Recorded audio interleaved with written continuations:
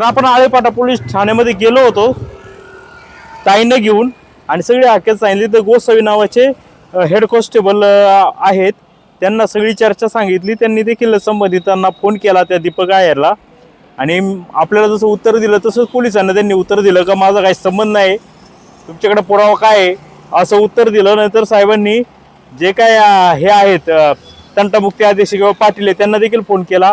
त्याच्यामध्ये असं निदर्शन झालं का हे पैसे यांनी घेतलेले आहेत. आणि अजून एक पुरावा आहे, तो मागाशी आपल्याकडून राहून गेला, पासबुक द्या. तर त्या पासबुकमध्ये आहे ना, हा ते 5 लाख घेतल्याच्या नंतर हा ज्या खात्यामध्ये 5 लाख गेले का तर त्याच्यामध्ये इथे काही नाव दिसत नाही, परंतु दर महिन्याला हा जो दीपक आयर आहे या ताईला काहीतरी पैसे पाठवायचा. दर महिन्याला 5,000 किंवा 5,000 प्रमाणे असं पाठवायचं. ते का तर हे तुझं जरा याच्यामध्ये जरा पैसे असते तर ते जे काही व्याज भेटलं असतं त्यापेक्षा मी तुम्हाला व्याज देतो, ते पैसे मला द्या असते तर हेतू असावा.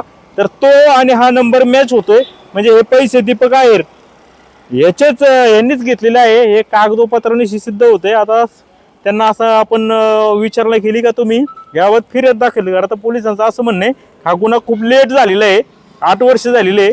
याच्यामध्ये आम्हाला जे हे आहेत DYSP त्यांना रिपोर्ट करावा लागेल आणि हे सगळी कागदपत्र पाठवावी लागतील अशा गुन्ह्याची. आणि त्यांनी ज्यावेळी हे करतील त्यावेळी आम्ही फिर्याद दाखल करून घेणार आहोत आणि असं त्यांनी शाश्वत दिली. बरोबर आहे का?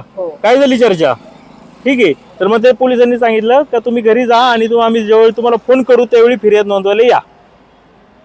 बरोबर आहे? तुम्हाला वाटतं का न्याय मिळेल काही? बघू आता, आपण 2-3 दिवस वाट बघू. नाही यांनी फिर्याद नोंदवली तर तुम्ही मला परत फोन करा.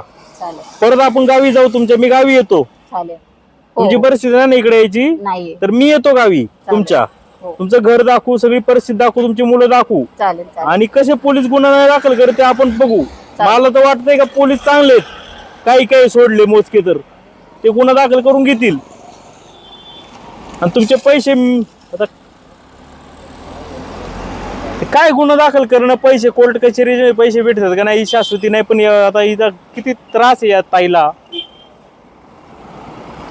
करा विनंती पोलिसांना काहीतरी.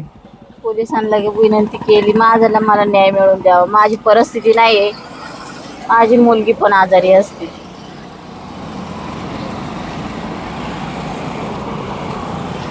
तर पाहत राहा शिवाई न्यूज आळेफाटा. जाओ मग काय, ठीक आहे. सर पण मला भीती वाटते जायची सुद्धा आता. का भीती वाटते? 112 नंबर माहिती आहे का? त्याला फोन लावायचा डायरेक्ट, काय झालं लगेच पोलीस येतील. 10-15 मिनिटात येतात पोलीस. कोणाची भीती वाटते? त्याच लोकांची भीती वाटते कोण? ज्यांनी पैसे घेतले त्यांचे. मग गुन्हा नाही दाखल करायचा का? मग गुन्हा तर दाखल करणार, मी मेले तरी पण चालेल. मग भीती कशाची? फक्त माझी 2 मुलं आहेत सर, मी गेले ना तर त्यांना कोणी बघायला नाही. काय नाही होणार, जावा. एवढे काय हे नाही आली इकडं. चला लोकशाही, जावा घरी, घाबरू नका. फोन करा 112ला, ठीक आहे. मला पण फोन करा, माझा नंबर आहे. जावा आता तुम्ही व्यवस्थित.